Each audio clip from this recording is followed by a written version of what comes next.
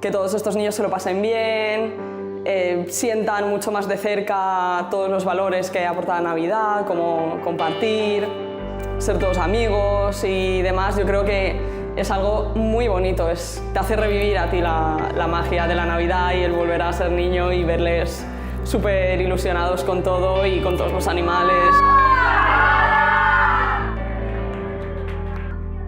Pienso que a los niños con diversidad funcional les aporta una alegría inmensa estar en este tipo de actividades.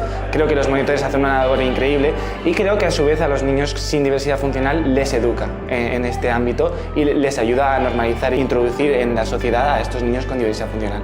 Y creo que es algo precioso y que todo el mundo debería hacer.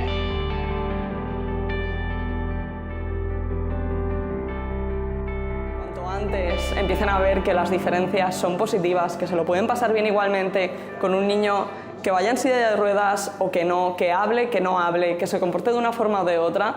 Al final todo esto, si crecen viéndolo, no van a tener ningún problema en el futuro, con lo cual yo creo que al final en global hace que todo sea una experiencia súper chula.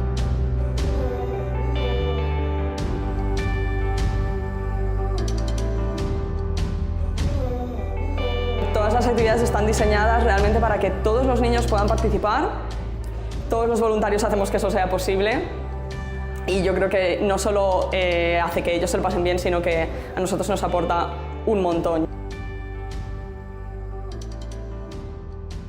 Yo creo que la escoleta trata de...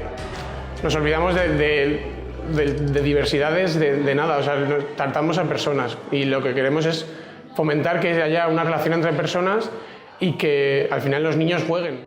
¡Ole! ¡Toma ya! Otro que te da asiento a otro.